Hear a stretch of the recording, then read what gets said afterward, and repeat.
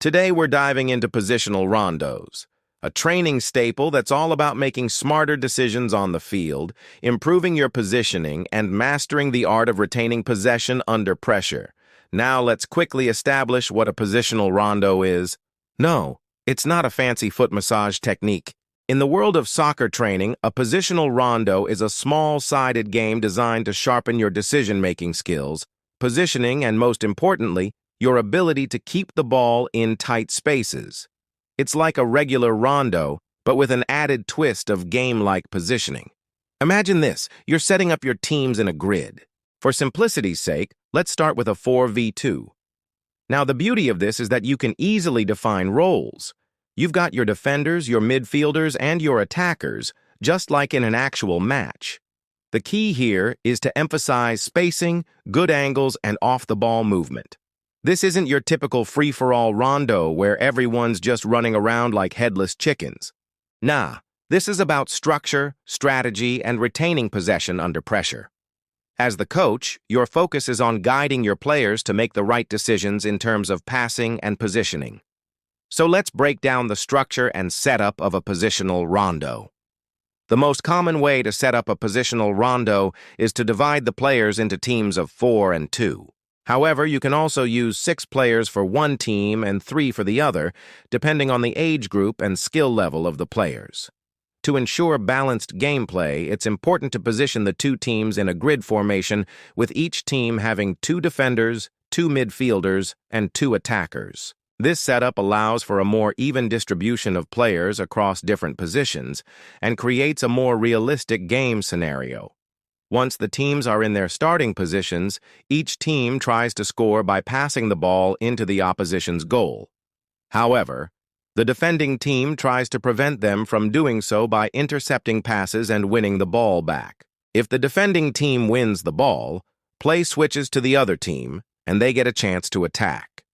To add more realism to the game, you can also use cones or markers to designate areas such as a penalty box or halfway line.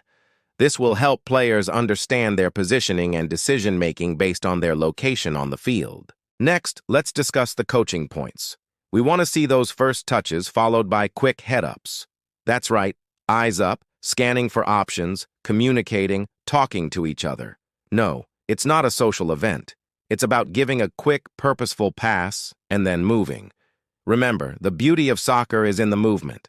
So let those feet do the talking. And here's a little secret. We're not just passing for the sake of passing. Each pass should have a purpose, whether it's to maintain possession, create an attacking opportunity, or force a turnover. As a coach, you'll be looking out for these key elements: good first touches, quick passing, intelligent movement off the ball, and of course, the all-important decision-making. These are the cornerstones of a successful positional rondo, so let's talk progressions and variations. Remember that central pivot I mentioned earlier? Yeah, he's a game changer. Just kidding. But seriously, adding neutral players can bring a whole new dynamic to your positional rondos. It's like a surprise element that keeps players on their toes. And directional rondos, they add an extra layer of challenge and excitement. Goals or targets at each end, you're aiming to score or land a target. It's like a mini-match within your practice session. Oh, and let's not forget the transition moments. Say the defenders win the ball, they can immediately counterattack or switch roles. It's all about keeping things dynamic and unpredictable. As a coach, you'll be watching closely to see how your players adapt to these changes. Positional rondos are a fantastic training tool because they link directly to match situations. Players must retain the ball under pressure, make smart decisions, keep track of their positioning, and be aware of their teammates' and opponents' movements, all while thinking ahead and anticipating what's next.